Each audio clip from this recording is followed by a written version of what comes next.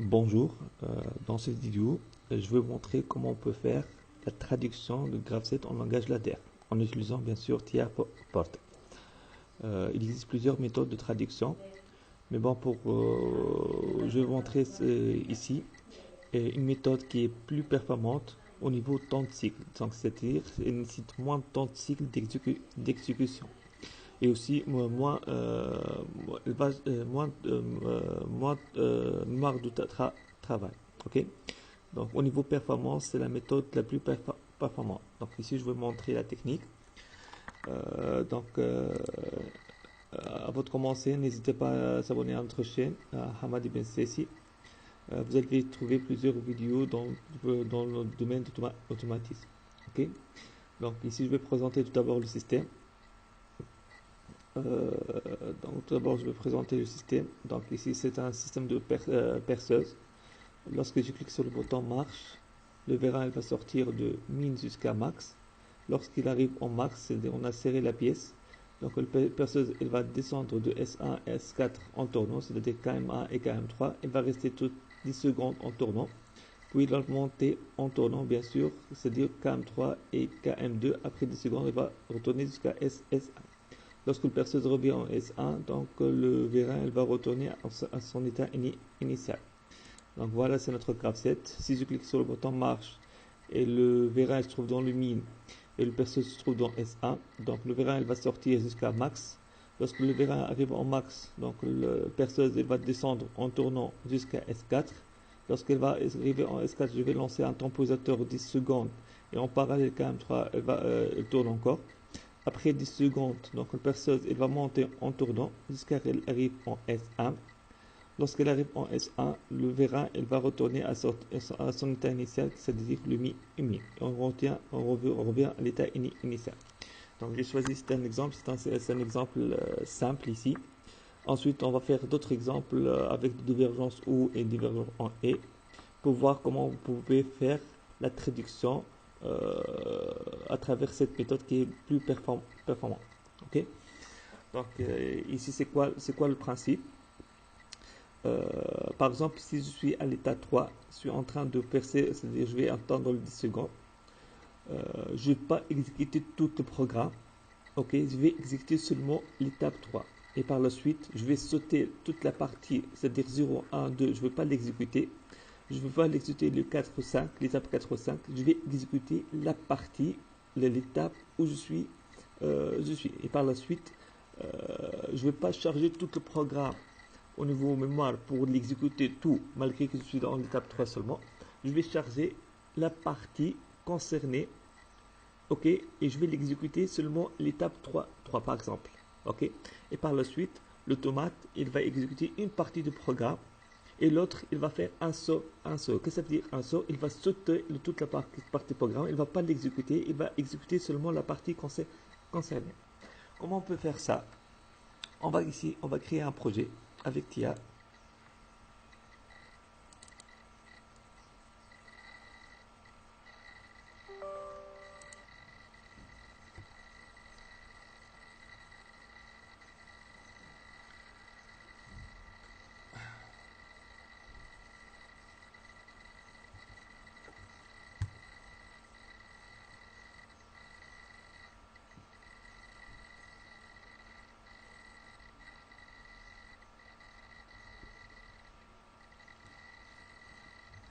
Donc la première étape, c'est la création du projet.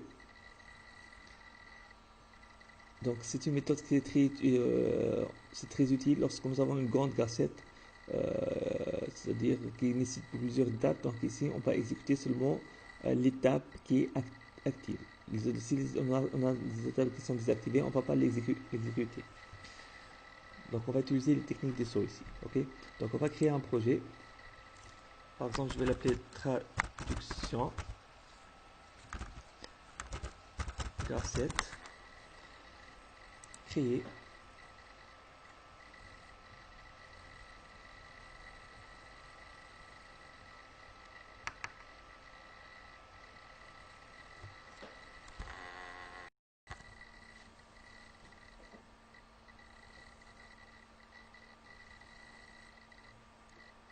On va faire configurer un appareil. ajouter. On va choisir par exemple le tomate 7200.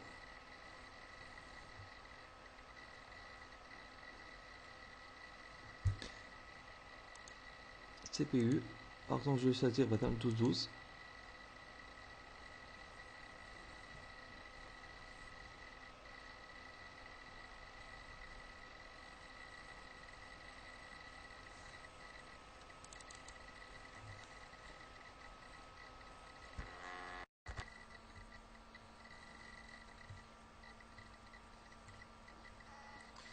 On va déclarer les entrées-sorties, propriété,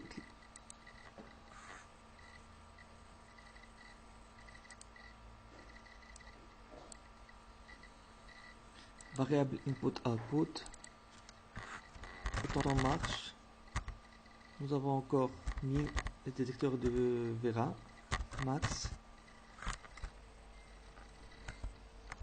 Nous avons aussi S1 et S4, détecteurs de perceuse.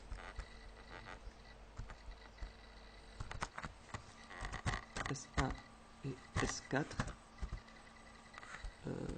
Comme sortie, nous avons sortie Vera, entrée Vera,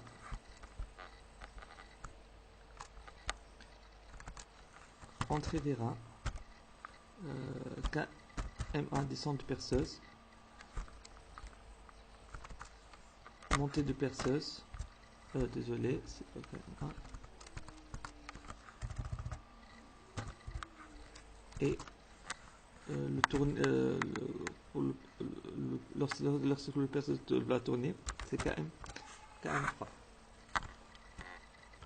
Donc après la déclaration des entrées-sorties, on va passer maintenant à la partie programmation. Je vais aller bloc OB1.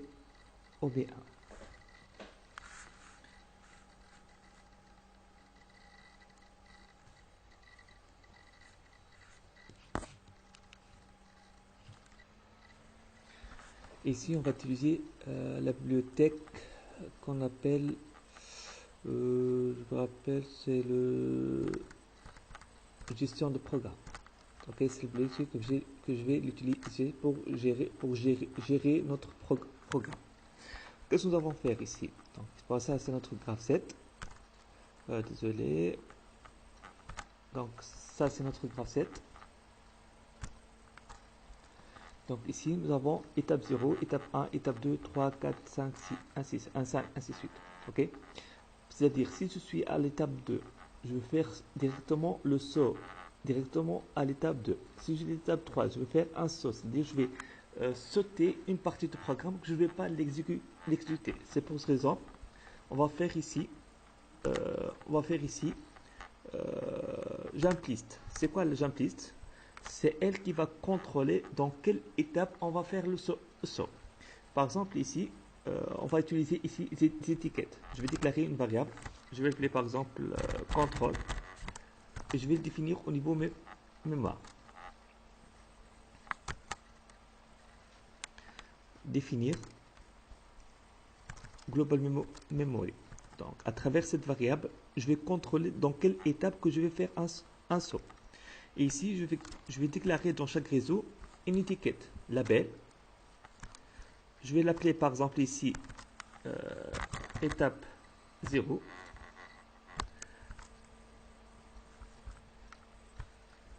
Ici, étape, c'est-à-dire ici, je vais programmer la partie étape 1. Ici, je vais programmer l'étape label. L'étape 2. Ici, je vais programmer l'étape 3. Label, ce sont des étiquettes où je vais faire notre saut. Étape 3. Donc, je vais continuer les autres. Étape 4.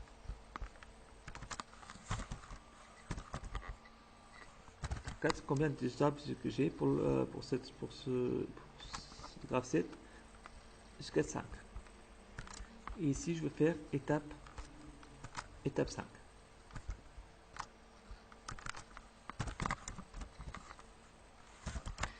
ici, j'ai créé des labels étape 0 jusqu'à étape 5. C'est-à-dire ici, je vais étaper, c'est un lien pour faire un saut, c'est un repère pour faire un saut à notre programme. Chaque label, on va programmer l'étape associée. Ici, qu'est-ce que je dois faire? Donc ici, suivant la valeur celle-ci, donc ici, j'ai combien de destinations ici?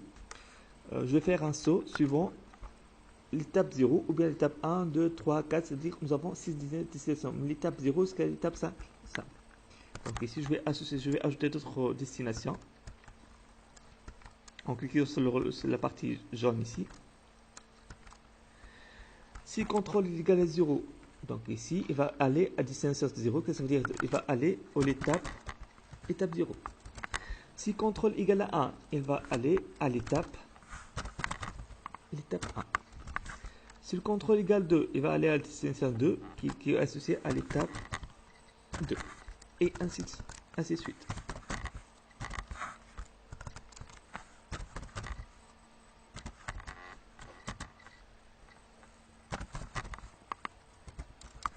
Donc ici, à travers cette variable, je vais dire est-ce que je vais aller à l'étape 0 ou bien à l'étape 1, à l'étape 2 ou bien à l'étape 3 ou bien à l'étape 4 ou bien à l'étape 5. C'est-à-dire je vais contrôler dans quelle partie du programme je vais l'exécuter.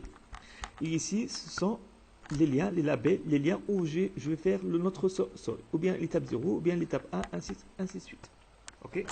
Donc celle-ci, c'est elle qui va contrôler donc, quelle étape on va l'exécuter. C'est-à-dire, on ne va pas exécuter toutes les étapes, on va exécuter l'étape où on va faire le saut. Ou bien l'étape 0, étape 1, étape 2, étape 3, 4, 5. Qu'est-ce qu'on doit faire maintenant? Ici, maintenant, on va programmer, on va mettre le programme de chaque étape. C'est-à-dire, lorsque je suis à l'étape 0.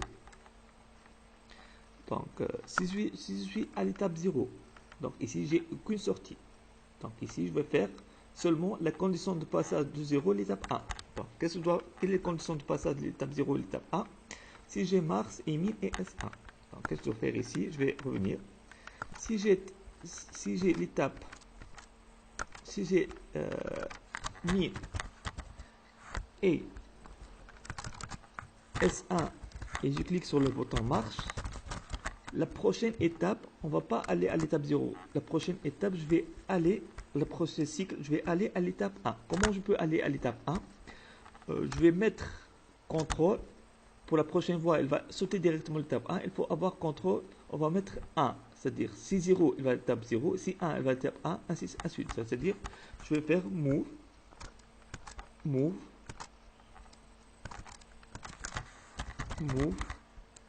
1.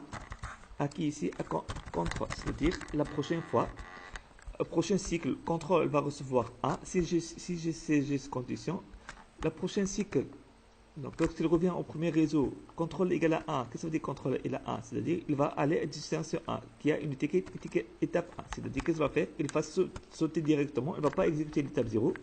Il va sauter directement à l'étape 1 pour faire l'exécution de l'étape 1. Ok? Ben, si je suis à l'étape 0 ici, par exemple ici, donc ici je vais faire un saut ici à l'étape 0, lorsque je termine l'exécution de cette ligne.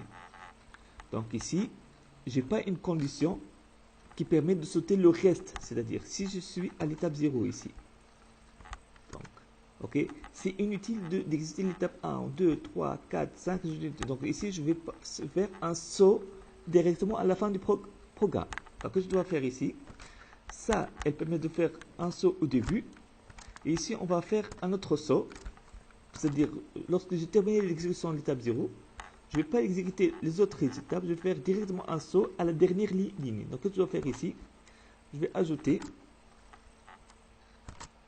une autre ligne et je vais faire jump.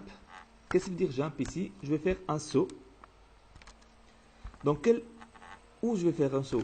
Je vais faire, par exemple, ici, je vais faire à la fin de notre réseau, je vais faire une étiquette, je vais l'appeler fin.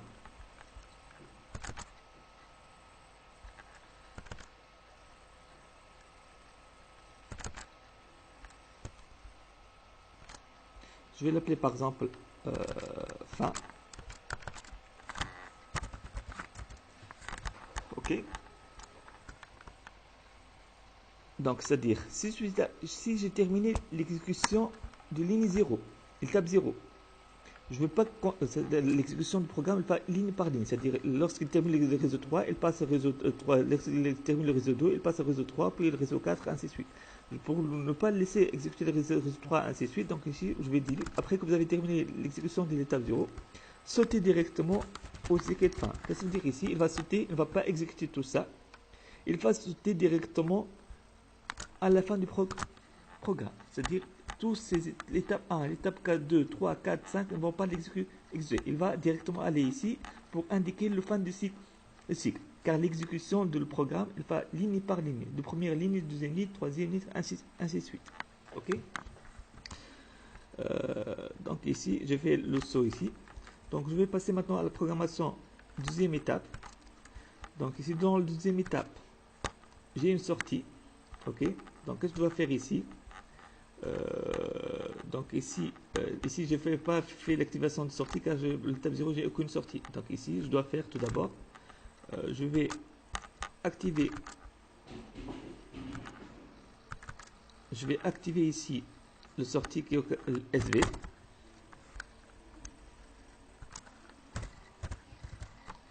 Donc si je suis dans l'étape 1, donc le SV elle va prendre 1, le sortie elle verra. Ensuite je vais mettre la condition de passage. Quand elle va passer l'étape 1 ou bien 2, si vous avez utilisé max, donc max, si j'ai l'étape max, donc la prochaine fois je vais sauter à l'étape 2. Qu'est-ce que ça veut dire l'étape 2? Donc c'est dire le contrôle il va prendre 2, 2. Move 2 au contrôle. Donc ici, si j'ai l'étape max, donc la contrôle va prendre 2, c'est-à-dire que le prochain cycle, il va sauter. Donc si le contrôle est égal à 2, c'est-à-dire 0, 1, 2, il va sauter l'étape 2. Si max égale à 0, donc ici, contrôle ne va pas prendre 2, donc contrôle va rester 1. Donc la prochaine fois, il va revenir à l'étape 1. Donc il va passer à l'étape 2 si seulement max égale à 2, 2. Ok. Bien sûr, pour ne pas continuer le reste, donc je vais faire un saut.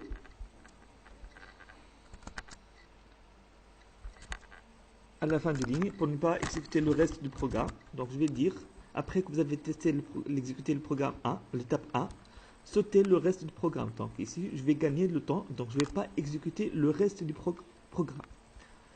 Ok. Maintenant, étape 2. La première chose, je vais voir quelles sont les sorties qui sont associées. Nous avons KM1 et KM3. Donc ici, je vais activer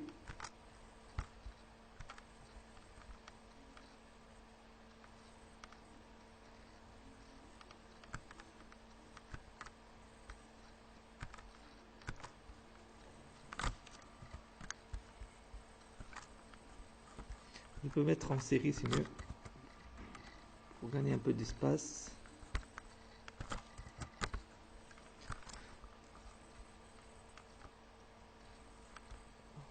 En parallèle, c'est mieux.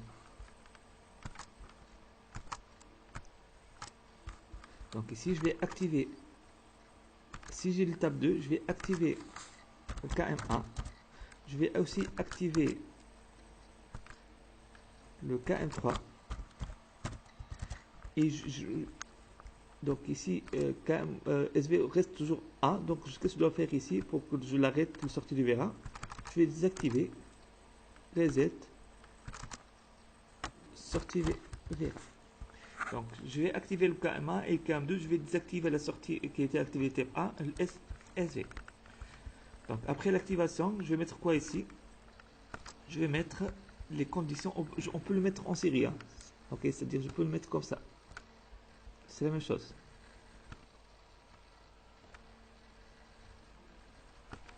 Ok.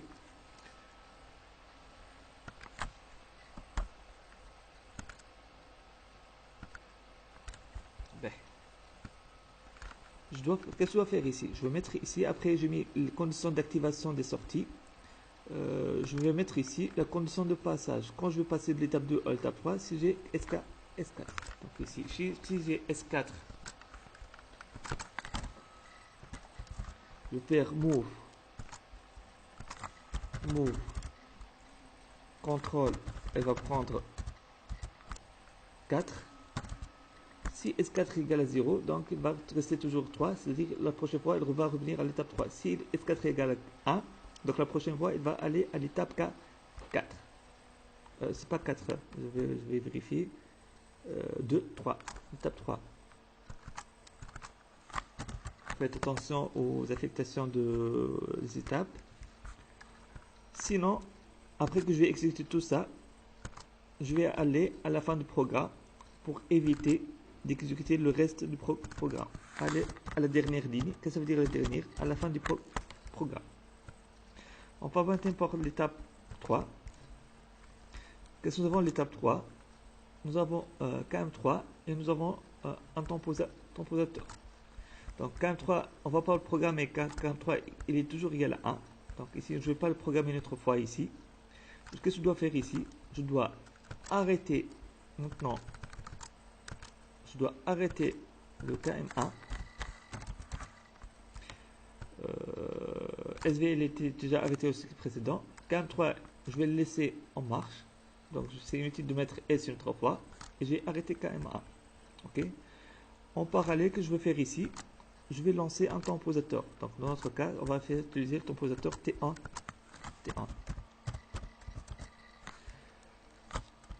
Quand on va lancer, je vais l'appeler par exemple IEC, je vais laisser ce nom, IEC par exemple. Quand je vais être dans le temporateur, on va mettre lorsqu'il arrive en SK, S4. Quand il va rester 10 secondes, et ici, on va lancer notre temporateur. Quand on va passer de l'étape 3 à l'étape 4, si le temps termine, ce que ça veut dire termine ici, comment on peut connaître le temps terminé ou non? À travers le Q. Lorsque Q est égal à 1, c'est-à-dire le temporateur il a terminé. C'est-à-dire je vais mettre ici. Si j'ai IEC, je l'ai mis IEC.Q, c'est-à-dire si le temps termine, move, la prochaine fois, on va aller à l'étape 4. Move 4 au contrôle. Donc la prochaine fois, si contrôle est égal à 4, donc ici, c'est 0, 1, 2, 3, 4. Donc il va aller à l'étape 4. Directement, il va faire ça. Il ne va pas exécuter tout ça. Il va directement aller à l'étape 4. C'est-à-dire ici. Il va faire sauter tout ça. Mais bon, ici, on a oublié pour sauter le reste du programme. On va faire un saut à la fin de la ligne du programme. Jump. Je dois sauter directement aux étiquettes fin, c'est-à-dire qui se trouve à la fin du programme. Si je suis maintenant à l'étape 4, qu'est-ce que j'ai à l'étape 4? J'ai KM2 et KM3. Donc KM3, elle est toujours active. Donc qu'est-ce que je dois faire ici? Je vais activer KM2. Si je n'ai pas arrêté KM3, elle va rester toujours active. Donc je vais ajouter ici KM3. Donc 7 KM3. Et ici, je vais mettre la condition de passage de l'étape 4 à l'étape 5, c'est-à-dire S1. S1, move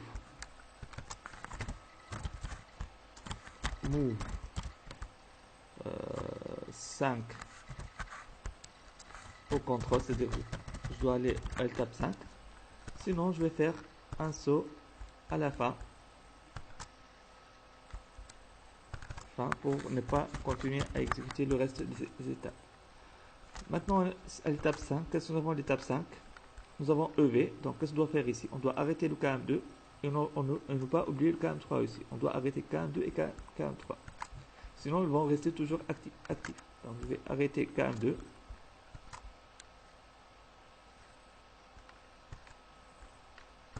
KM3 et je vais activer le SV. Donc, ici.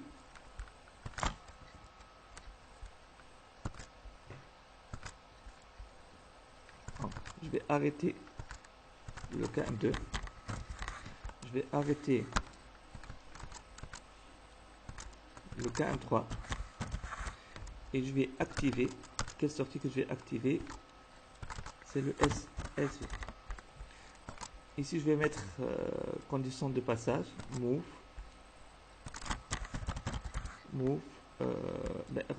Quelle est la condition de passage? l'étape 5 vers l'étape 0, c'est le mis. Si j'ai mis, donc si j'ai mis, ici je vais revenir à l'étape 0. Comment je vais revenir à l'étape 0? C'est-à-dire, contrôle, il va prendre quoi pour revenir à l'étape 0? Contrôle, il va prendre ici 0. Donc ici, 0 au contrôle. Si contrôle va prendre 0, c'est-à-dire il va sauter à la fin de ligne. Donc ici, c'est inutile de faire un saut à la fin de ligne, car ici, on est maintenant à la fin de notre ligne. Ok. Donc je vais faire la compilation, mais bon ici il va afficher une erreur, donc je vais expliquer cette erreur, c'est quoi l'erreur. Je vais faire la compilation, mais bon il va afficher une erreur ici. Je vais expliquer c'est quoi l'erreur.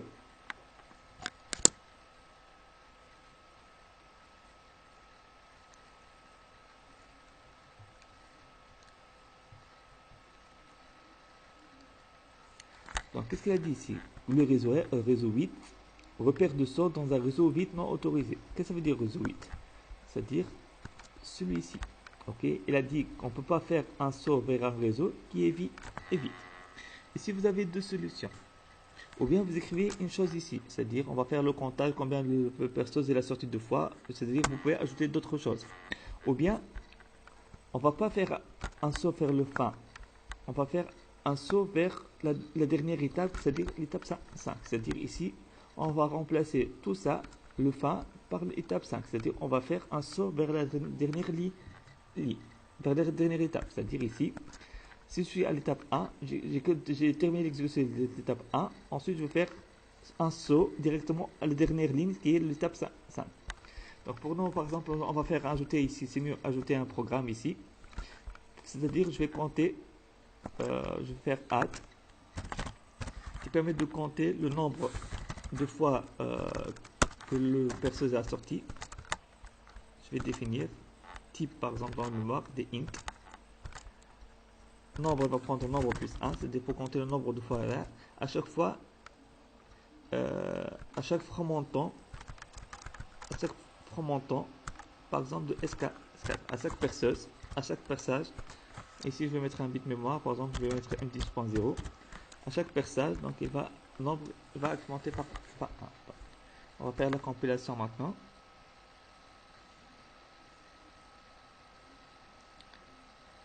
Donc ici nous n'avons pas aucune erreur, c'est bon. Je vais lancer maintenant la simulation pour tester le programme. Bon, ici nous avons oublié une chose. Si je suis à la fin, si je suis à l'étape 5, qu'est-ce que je vais activer ici? SV ou non? Si je vais min, donc la prochaine fois, je vais revenir à l'étape 0. Mais bon, lorsque je vais revenir à l'étape 0,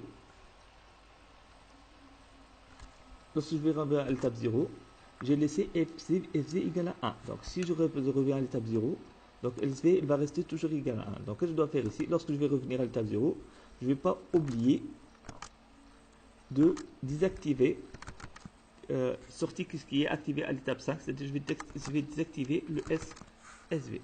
Sinon, SV va rester en 1.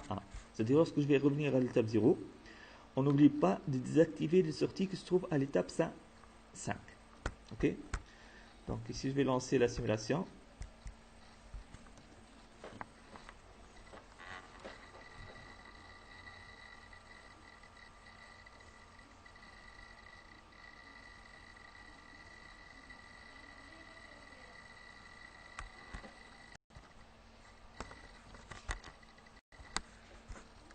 Donc lorsqu'on va lancer le PSSIM, donc il va lancer en parallèle le chargement. C'est bon, on va charger le programme. Et on va voir ensuite la simulation et on voit comment il est en train d'exécuter le programme. Démarrer, terminer. Je vais ouvrir le PSSIM.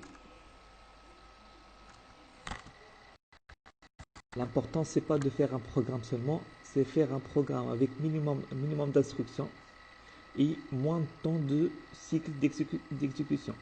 Ok, ces deux paramètres sont très importants pour avoir un bon programme, un programme professionnel.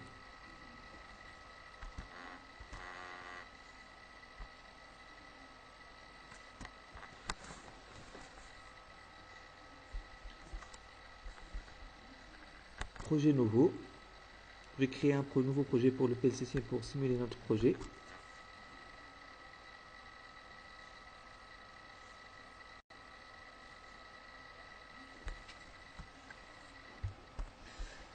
Donc c'est bon, après l'ouverture de notre PLC, on doit aller table ici, et on va ajouter les entrées et sorties. Donc ici nous avons marche, min, max, S1,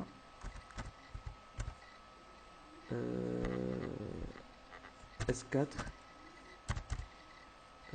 qu'est-ce que nous avons encore? Les sorties SV, EV, KM1, KM2, KM3 et le nombre pour compter le nombre de pièces. Ok. À l'état initial,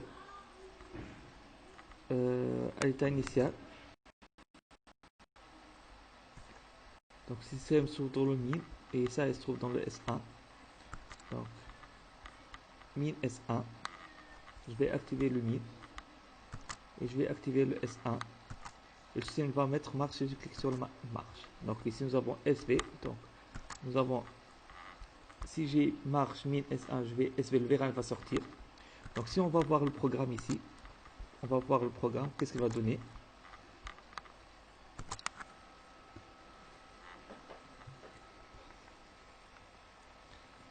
On va faire visualisation.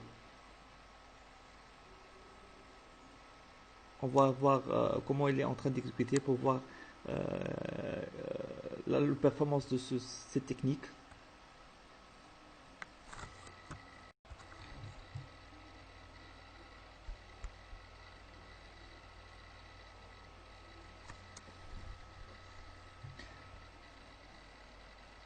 Donc je vais visualisation, on va voir. Donc cette étape est en train d'exécuter, et en vert. Maintenant on est où ici? C'est pas à l'étape 0, on est à l'étape 1. Vous voyez, il est en vert, c'est-à-dire il est en train d'exécuter ce programme. Quand vous remarquez l'étape 0 elle est grisée. Qu'est-ce que ça veut dire grisée? Il n'est pas en train d'exécuter cette étape 0, il a fait un saut. Et aussi, on remarque que les autres étapes, l'étape 2, étape 3, étape 4, ils sont tous en gris. Qu'est-ce que ça veut dire ils sont gris? Ils sont désactivés, c'est-à-dire il n'est pas en train d'exécuter toutes les étapes. Seulement, il est en train d'exécuter seulement cette partie. Et par la suite, on va gagner beaucoup de temps au niveau de temps de cycle. C'est-à-dire ici, il est en train d'exécuter seulement l'étape 1. Il est en train de tester seulement ce qui se trouve en l'étape 1. Les autres, il ne va pas l'exécuter, il ne va pas les charger au niveau mémoire, ils sont désactivés. Ok? C'est-à-dire ici, le VRAM va sortir, donc je vais enlever le max, je vais enlever le min, il va sortir jusqu'à l'arrivée en max. Lorsque je vais arriver en max, nous avons KM1 et KM3 vont exécuter. Donc c'est-à-dire ici, je suis passé à l'étape 2. Comme vous remarquez, maintenant il est devenu en vert, il est en train de l'exécuter. Le reste, ils sont grisés car ils ne sont pas désactivés, donc il ne va pas l'exécuter. Donc le personnage va descendre, c'est-à-dire il va descendre de S1 jusqu'à l'arrivée en S4. Lorsqu'il est en S4, donc KM3 elle va rester 10 secondes. Après 10 secondes, il va monter. On va attendre 10 secondes.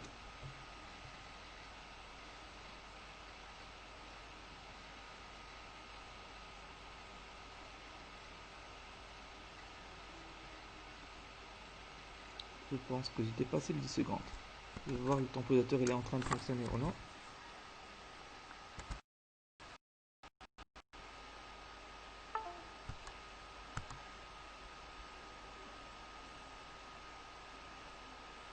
J'ai passé les 10 secondes. Mais pourquoi le KM2 n'a pas fonctionné? Je vais voir le programme. Ah, KM2. Ici j'ai 10 secondes.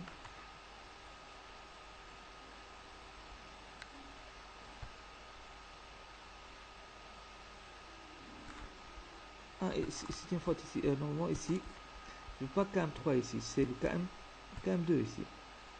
Normalement, après après 10 secondes de l'activation de ici je vais mettre KM2, c'est pas KM3. KM1, donc ici nous avons, ici nous avons KM1 et KM3, elles sont activées. L'étape ici, lorsque j'arrive en S4, je vais lancer un compositeur, je vais arrêter le KM1, le KM3 il fonctionne encore. Et ici, après 10 secondes, KM3 il est en train de fonctionner. Ici, je vais activer maintenant KM2, c'est pas KM3. Je vais charger une autre fois le programme.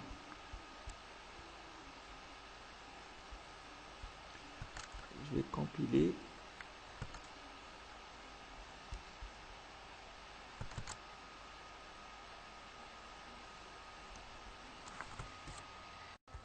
Donc, je vais compiler. C'est bon. Donc, je vais charger le programme.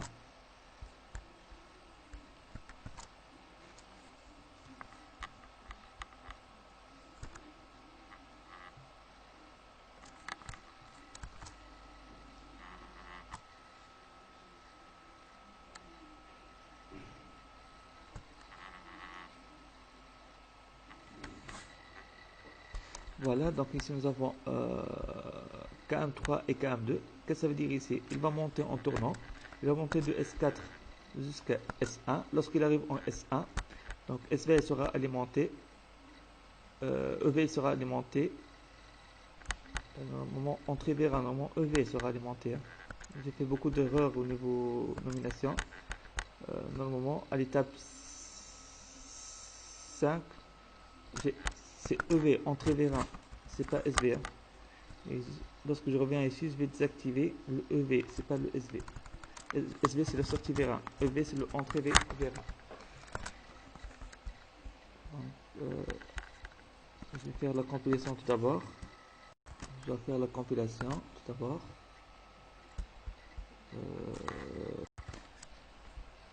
Compiler. C'est bon, je vais charger le programme.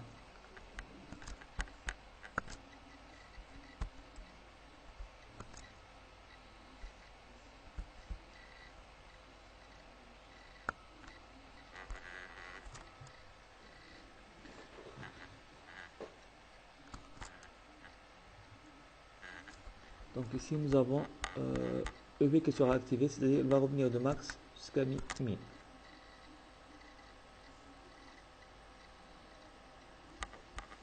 Donc lorsqu'on revient à min, donc EV doit s'arrêter. On va voir le programme. Donc j'ai fait plusieurs fautes au niveau. Lorsque je reviens à l'étape 0, je dois désactiver EV.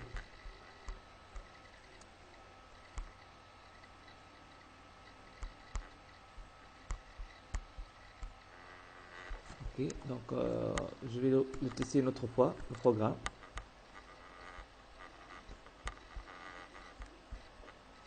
Donc, S1.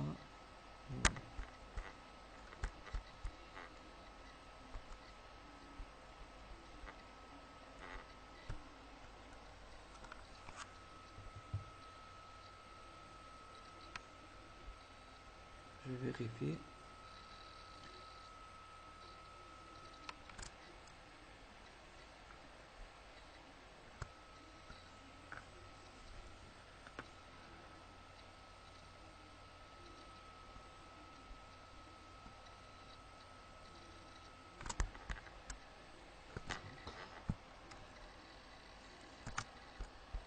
Donc, je vais interrompre, je vais charger une autre fois le programme. Ici, une petite faute.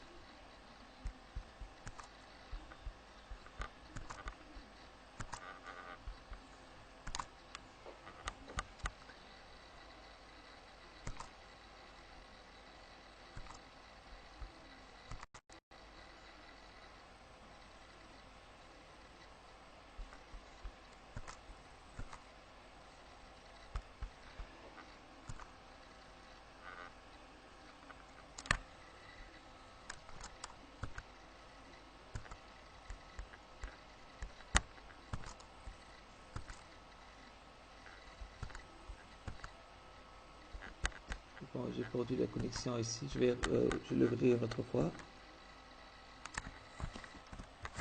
Donc si on revient, donc Donc ici on revient à notre PSSI. Nous avons perdu. Donc ici nous avons perdu la connexion avec le PSSI. Donc je vais l'ouvrir une autre fois. On va le tester une autre fois. Si on est au min, nous avons S1 et on clique sur le marche.